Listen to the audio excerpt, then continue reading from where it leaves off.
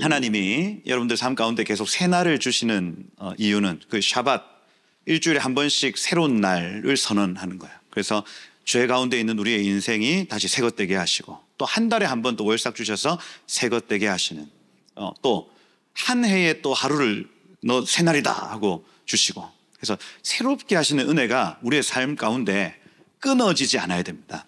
할렐루야. 그래서 우리가 샤밧을 지킬 때에 그 열역학 제2법칙을 역류하는 거예요. 열은 뜨거운 데서 식는 대로 가는 겁니다. 그러니 모든 자연 만물은 질서에서 무질서로 가도록 되어 있어요. 우리의 삶도 마찬가지입니다. 방을 잘 치워 놓으면 여러분들의 정리된 방은 가만 내버려둬도 먼지가 쌓이죠. 어지럽힌다. 이게 이제 그 자연 법칙이에요, 여러분. 그런데 그 방을 매주마다 청소를, 매일마다 청소를 하는 그 작업이 샤밧 예배와 같은, 그죠? 뭐 주일 예배와 같은 그 은혜의 시간들이 사실 새것 되게 하는 시간인 거예요. 바라기는 오늘 지금 이 시간이 여러분들 새것 되는 은혜 있기를 축복해요. 새것 되는 시간 되시기를 축복합니다. 이번 주에 하나님께서 그 토라 포션의 테루마라는 단어로 이번 주 토라 포션을 계속해서 읽어 왔습니다. 출애굽기 25장부터 27장입니까? 하여튼 그래요. 거기에 뭐 어떤 부분이 적혀 있냐면 성소의 여러 가지 물품들이 이렇게 어떻게 준비되어져 가는가를 이번 주 토라 포션에 쭉 살피고 있는 겁니다. 근데 제가 저는 이제 그 매주마다 강해 설교를 할 때에 역대하를 설교를 하는데 솔로몬 성전 안에서 여러 물품들이 어떻게 준비되어져 가는가를 이번 주에 설교를 했어요. 그래서 우연찮게 테루마, 모세의 성소 안에 있는 여러 가지 물품들이 준비되어지는 과정과 이 솔로몬 성전 안에서 물품들이 준비되어지는 과정을 함께 볼 수 있었습니다. 차이점이 있었어요. 차이점이 딱 이번 주에 딱 포커스 되는 부분이 어떤 부분이었냐면, 모세의 성막 안에서는 메노라가 하나입니다. 근데 솔로몬 성전에서는 메노라가 10개예요. 그 다음 떡상, 이 진설병상이 있는데 모세의 성막에서는 하나입니다. 근데 솔로몬 성전에서는 10개예요. 희한하더라고요. 왜 그럴까 할 때에 뉴 에라, 새로운 시대로 들어가는 겁니다. 무슨 얘기냐? 유대인만 경험했던, 내지 유대인만 누렸던 그 은혜가 이제는 온 열방의 충만한 이방인들에게로 흘러갈 것에 대한 명확한 사인입니다, 여러분. 10이라는 이 숫자는 충만의 숫자예요. 그래서 여태까지는 이 메노라 불을 이 유대인들, 특별히 말씀을 알고 하나님을 알고 여호와 당신을 아는 그 민족만 밝혔다면, 이제는 온 열방이 밝히는 시대다 하고, 이 솔로몬의 성전이 지어지는 그 시대가 새로운 시대로 들어가는 개념인 겁니다. 떡상 역시 마찬가지예요. 이 진설병상은 단순히 그냥 성소의 기구, 성전의 기구가 아니라 이건요, 하나님의 보좌 앞에서 나타나는 잔치상입니다, 여러분.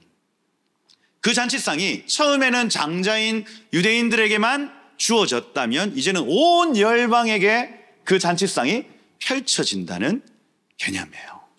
할렐루야. 무슨 얘기를 하고 싶냐면 시대마다 주님이 원하시는 성전의 모습은 다르네 이거예요. 시대마다, 세대마다 이 주님이 원하시는 성전의 모습이 달랐습니다. 달랐다. 그렇구나. 그러면 오늘날도 마찬가지겠구나. 오늘날도 주님이 원하시는 교회의 모습이 있어요. 그러면 우리가 매번마다 새로운 은혜, 내지는 새로운 주님의 말씀을 받아서 새롭게 변화되어야 될 줄 믿습니다. 할렐루야. 많은 교회들이 지금 스쳐가고 있어요. 칼빈주의 교회, 루터란 교회, 심지어 천주교회. 근데 칼빈주의 교회 가보면 500년 전 법을 지금도 지키고 있습니다, 여러분. 그러니 하나님이 지금 여기 원하시는 교회의 모습이 있는데도 불구하고 칼빈주의가 최고야, 루터주의가 최고야 하고 옛날 얘기를 하고 있다고요. 다윗이 성소가 귀한 줄 알고 성소의 모습을 그대로 유지하려고 했다면 새로운 은혜는 열리지 않았을 겁니다. 그런데 다윗이 귀한 것은 무엇이냐면 새로운 시간, 새 시대에 새 은혜를 구했다는 겁니다. 지가 왕인데 여러분 성소에 들어가면 돼요, 안 돼요? 안 되잖아. 근데 그 성소의 휘장을 다 열어버렸어요, 여러분. 그걸 다윗의 장막이라고 얘기를 합니다. 새로운 시간에 새로운 은혜를 믿음으로 보고 들어가 버리는 거예요, 여러분. 지금 만약에 다윗이 있었으면 2단이었습니다. 2단. 예수님도 마찬가지죠. 예수님도 새로운 시간에 새로운 시대를 보고 그 문을 열어젖힙니다. 그러니 그 시대에 나사렛 2단, 나사렛 괴수 이렇게 표현하는 거예요. 예수님도 지금 한국 땅에 오시면 2단 소리 받았을 겁니다. 그죠? 무슨 얘기냐? 주님이 원하시는 교회의 모습이 있다. 그래서 여러분, 수많은 폼이 있는데 우린 계속해서 리포밍 하는 겁니다. 아멘. 우리의 모든 삶에 과거에 있었던 은혜에 매여 사는 것이 아니라 날마다 새롭게 공급하시는 하나님의 은혜를 체험하며 경험하며 살아가는 거예요. 그거다. 그러면 오늘날 원하시는 교회의 모습이 무엇이냐 할 때에 가장 첫 번째는 한 세 사람 교회입니다. 한 세 사람 교회. 이 에베소서 2장에 나타나는 유대인과 이방인이 하나 되어 하나님을 예배하는 그림. 이거 초대교회의 그림이거든요. 근데 이 중세로 넘어오면서 이 그림이 완전히 파괴됩니다. 그런데 여러분, 이 알파 처치와 오메가 처치는 같은 모습으로 회복될 거예요. 초대교회와 마지막 때 교회는 같은 모습으로 회복될 겁니다. 그 안에 가장 중심에 무엇이냐? 유대인과 이방인이 하나되어 한 하나님을 섬기는 것을 그려내고 있어요. 그래서 여러분, 이 1948년 이전에 나타난 여러 신학들과 1948년 이후에 나타난 신학은 확실히 달라지는 겁니다, 여러분. 이스라엘이라는 이 나라가 있고 없고, 이스라엘이라는 이 나라가 없었을 때는 모든 주석가들이 이스라엘을 우리로 봤어요. 교회로 봤다고요. 그런데 1948년 이후로부터 이 이스라엘은 진짜 이스라엘일 수 있겠네 하고 성경 해석들이 달라지기 시작한 겁니다. 그렇다면 여러분, 앞으로 일어날 여러 연구들 속에 이 한 세 사람 교회에 대한 이해가 없으면 한계가 있어요. 그게 과거에 매여 있다 이렇게 표현을 하는 겁니다. 칼빈주의 교회가 다시 부흥하려면 사실 이 문이 열려야 됩니다. 루터란 교회들이 다시 부흥하려면 이 문이 열려져야 돼요. 천주교회 모든 영역 안에서 하나님이 보여주시는 새로운 폼을 받아내지 못하면 그 교회는 전통교회, 옛날 교회로 도태되어 버리는 겁니다, 여러분. 여러분들에게 새 은혜 있기를 축복해요. 그리고 우리 몸이 하나님의 성전인 것과 이렇게 돼 있죠. 우리도 어제의 은혜, 내지는 과거의 은혜, 20년 전에 내가 하나님을 만났다. 내가 왕년에 20년 전에는 말이야, 이게 아니고 지금 여기 역사하시는 하나님, 그 하나님을 매일 경험하며 사시기를 축복해요. 그겁니다. 그래요. 제가 오늘 말씀드리고 싶은 부분은 어떤 부분이냐면, 주님이 원하시는 이스라엘의 모습은 무엇인가 합니다. 주님이 원하시는 유대 교회의 모습은 도대체 어떤 포밍인가 하는 거예요. 그 얘기. 그래서 오늘 제목을 열방의 제사장 나라 이스라엘 이렇게 되어 있습니다. 열방의 제사장 나라 이스라엘. 오늘 본문을 같이 한번 읽어보겠는데, 출애굽기 19장 5절 6절 말씀입니다. 출애굽기 19장 5절 6절 말씀 같이 한번 읽어보겠습니다. 5절 6절 시작. 세계가 다 내게 속하였나니 너희가 내 말을 잘 듣고 내 언약을 지키면 너희는 모든 민족 중에서 내 소유가 되겠고 너희가 내게 대하여 제사장 나라가 되며 거룩한 백성이 되리라. 너는 이 말을 이스라엘 자손에게 전할지니라. 아멘입니다. 아멘입니다. 여러분, 유대인 회복에는 세 단계가 있습니다. 세 단계.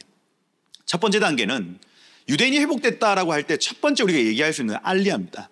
육체가 고토로 돌아오는 일이에요. 그래서 그것을 이제 유대인들이 고국으로 돌아오는구나. 유대인이 회복됐다 이렇게 얘기를 합니다.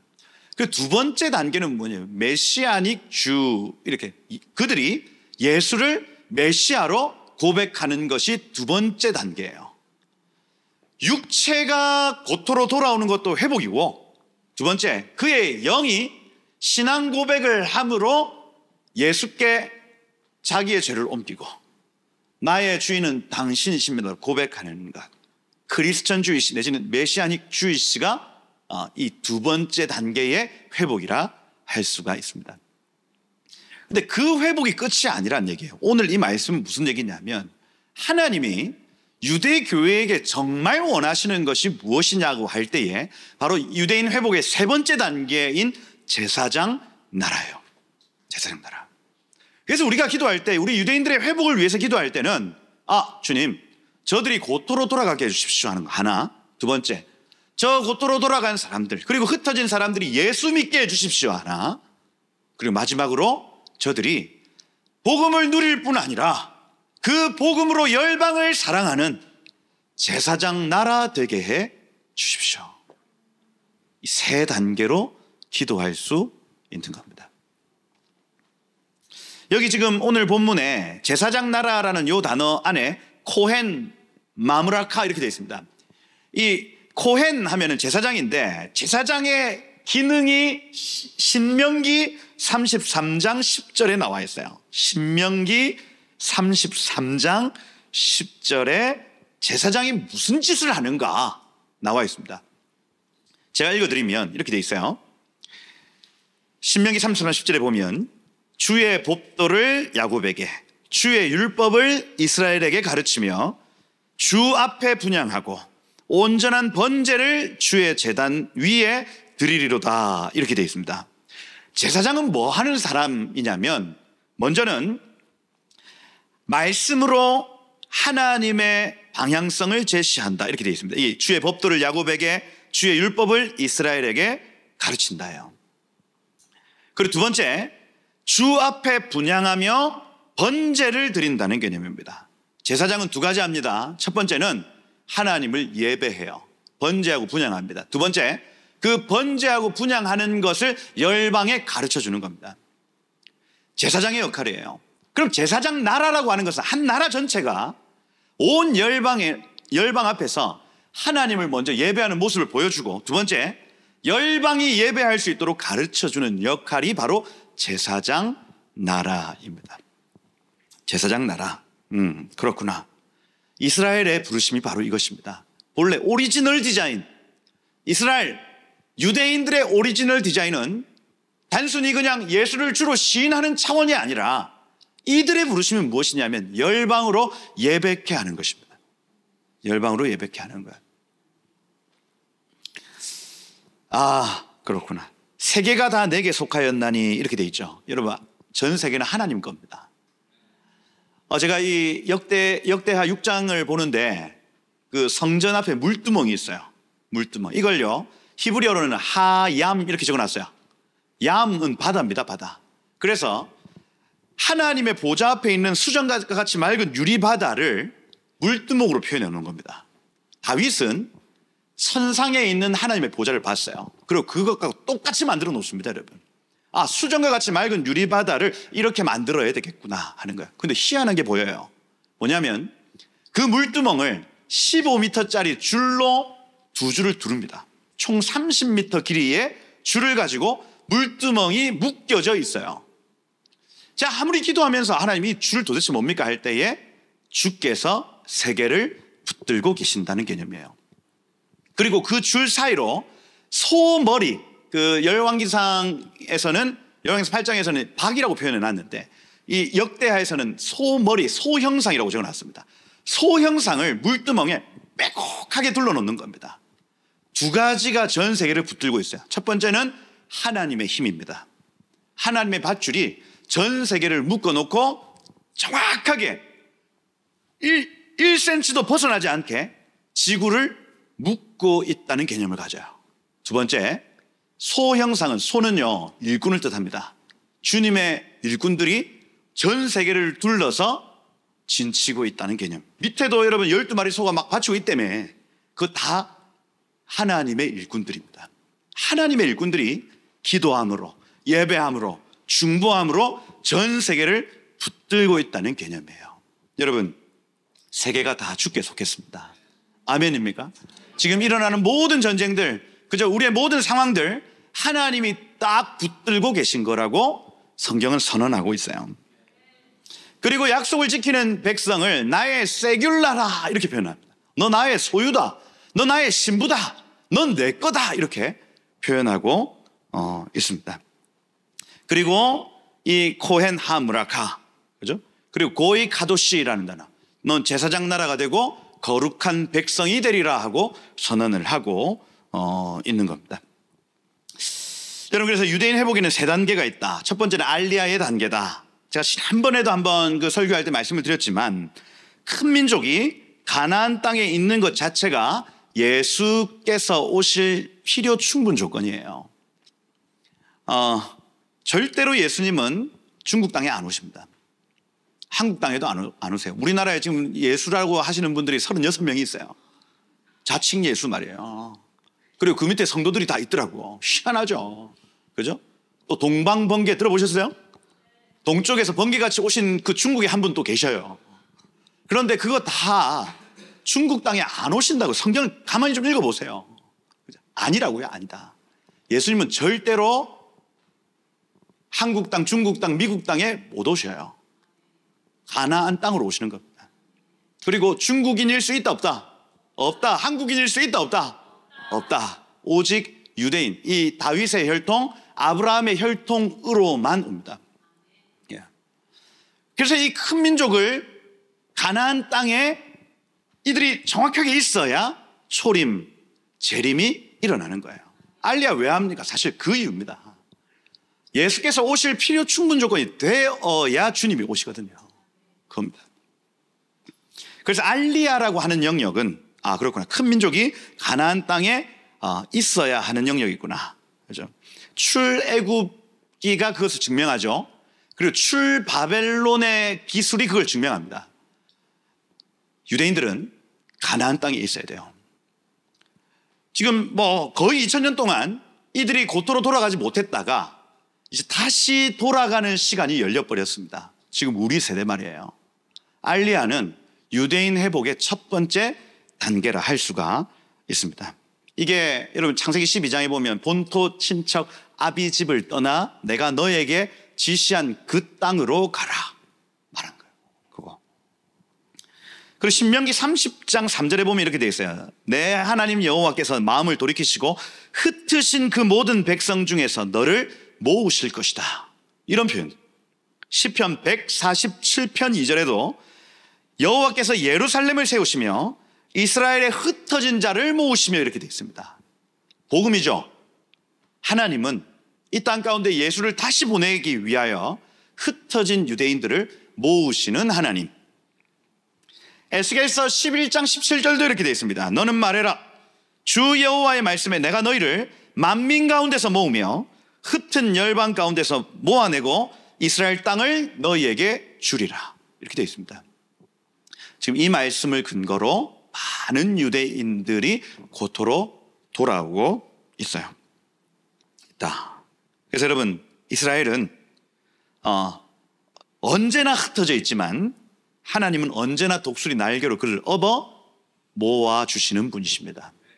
이건요, 이스라엘이 지금 고토로 돌아온다는 이 개념은 우리가 새하늘과 새 땅으로 들어간다는, 본향으로 돌아간다는 것의 모형입니다. 여러분, 그걸 가르쳐주기 위해서 이스라엘을 택하여 사용하시는 거예요. 그죠? 그거다. 근데 요건요, 1단계는 따라해보세요. 교회 출석의 단계.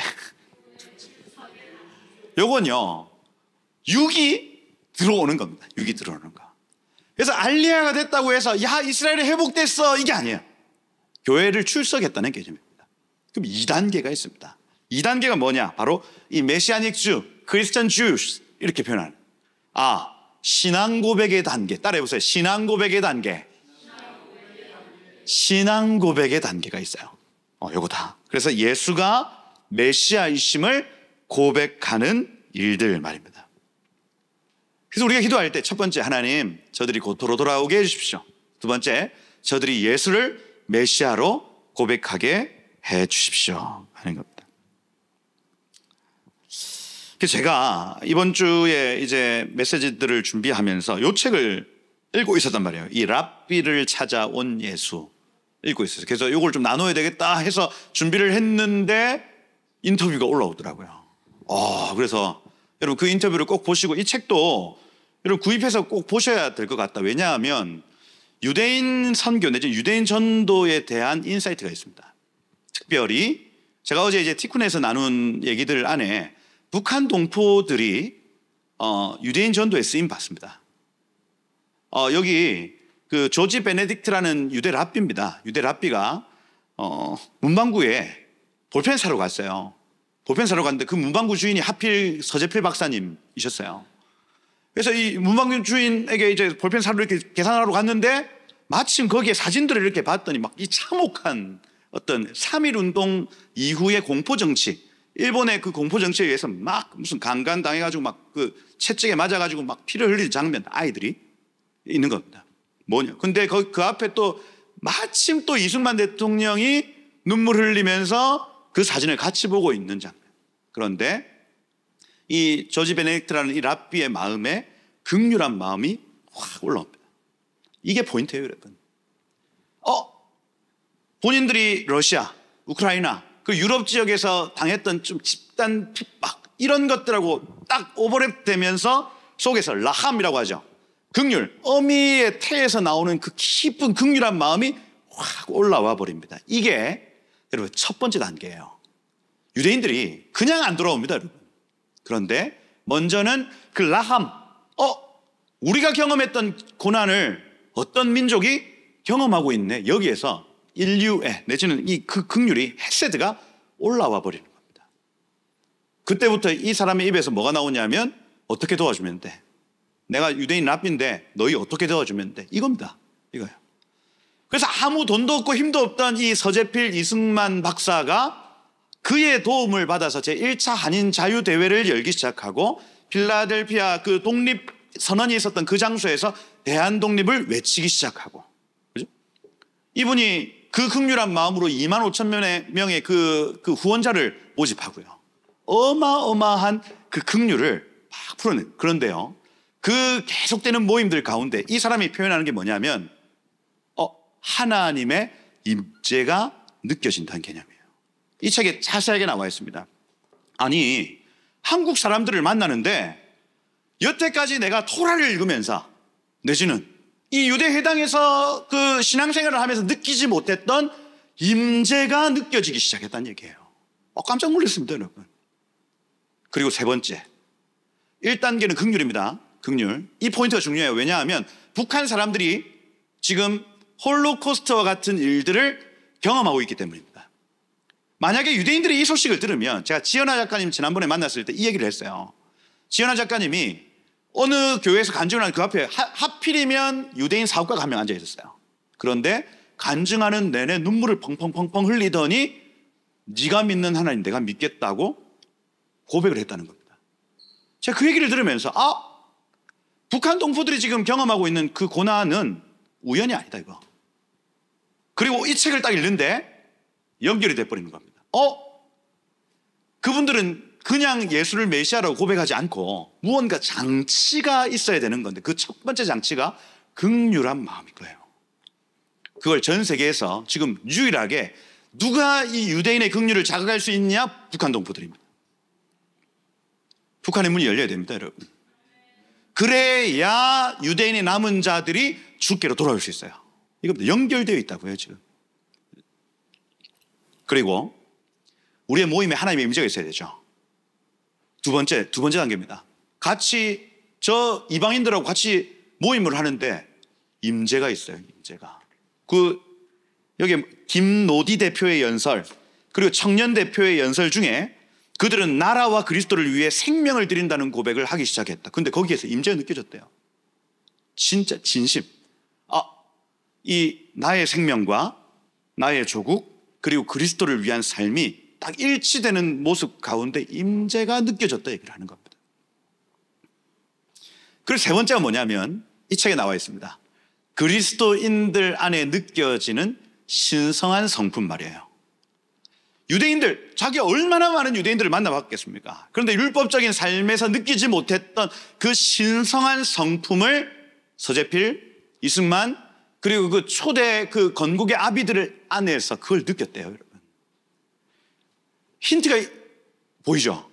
먼저는 북한 동포들 문이 열려서 저들의 긍휼을 자극하는 거 1단계. 두 번째, 우리가 지금 함께 예배하는 이 중에 느껴지는 하나님의 임재. 이거 준비해야 됩니다, 여러분.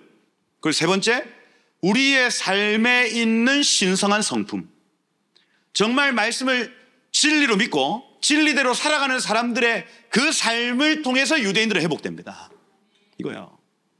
제가 깜짝 놀랐습니다, 여러분. 그리고 마지막으로 성찬식 하는데, 성찬 잔 돌아가는데, 자기 유대인 앞인데, 나 이거 마시면 안 돼 하는데 직접적인 주님의 음성이에요. 네 번째입니다, 여러분. 하나님이 그 모임과 그런 만남들 속에서 직접 음성을 들려주시는 겁니다, 여러분. 우리 네 가지 준비해야 되죠? 북한 동포들 지금 나름 준비를 하고 있습니다. 그럼 우리는 뭘 준비합니까? 하나님의 임재를 준비해야 되죠? 신성한 성품을 준비해야 됩니다. 그리고 주님의 강권적인 개입을 중보하는 거예요, 여러분. 이거예요. 그래서 그렇게 함으로써 유대인들이 예수를 메시아로 고백하기 시작하는 겁니다. 할렐루야. 이거예요. 복음의 감격을 누리고요. 그래서 이 책의 끝에 가보면 그 복음 안에 있는 놀라운 비밀을 고백하게. 이걸 coming out. 유대 사회의 coming out. 나 이제 예수 믿어. 이 고백을 하면서 책이 마무리되는 겁니다. 책 한번 사보십시오. 랍비를 찾아온 예수. 우리 이혜경 교수님 너무 귀하신 분. 그죠? 그래서 사보시라. 값 24,000원. 아트 플랫폼. 그래서 나옵니다. 2단계다. 그런데 여기서 멈추면 안 됩니다. 그래서 저 개인적으로는 우리 북한 동포들 문이 열리면서 북한으로 들어가서 이것을 알려야 됩니다. 여러분들이 준비되었습니다. 지금까지. 저 유대인들의 회복을 위해서 여러분들은 준비된 자들입니다. 살아계셔서 다행입니다 하고 그들에게 말씀을 가르치고 그들 동료해서 이스라엘로 보내는 게 저의 일이에요. 그리고 두 번째, 이스라엘 성도들 만나면 내지는 그 유대인들을 만나면 이 세 번째 단계가 있음을 알려야 되는 겁니다. 본래 오리지널 디자인, 여러분의 부르심은 제사장 나라로서의 부르심이다. 이걸요 유대인들에게 알려줘야 되는 겁니다. 지금 많은 어떤 그 전통 유대인들은 이방인을 개로 여깁니다. 그래서 여러분들이 그냥 이스라엘 옆에 지나가면 실제로 막 그 욕설, 그죠? 부정하다, 막 욕설을 하고 이런 분위기는 이스라엘이 왜 흩어질 수밖에 없습니까? 하나님의 그 본래의 디자인을 알지 못해서 그래요.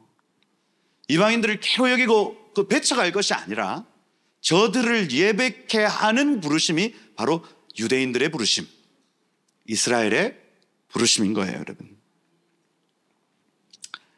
그게 여기 로마서 11장 12절에 이렇게 되어 있습니다. 그들의 넘어짐이 세상의 풍성함이 되며 그들의 실패가 이방의 풍성함이 되고 하물며 그들의 충만함이리요. 이렇게 되어 있습니다. 유대인들이 그 본래의 디자인, 제사장 나라로서의 부르심이 회복되기 시작하면 그걸 충만함이라고 표현합니다. 여태까지 저들의 죄악 때문에 복음이 우리 가운데 들어왔다면 저들의 충만하면 도대체 어떤 일이 일어나겠느냐 하는 거예요. 기도하실 수 있겠습니까? 주여, 저 유대인들을 제사장 나라 되게 하옵소서. 기도하는 겁니다.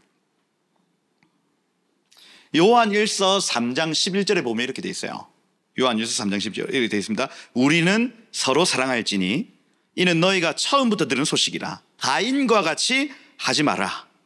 그는 악한 자에게 속하여 그 아우를 죽였으니 우리는 형제를 사랑함으로 사망에서 생명으로 옮겨졌느니라. 이렇게 되어 있습니다. 가인이 아벨을 죽인 것처럼, 그죠? 이방인들을 미워해서 죽이지 말고, 그죠?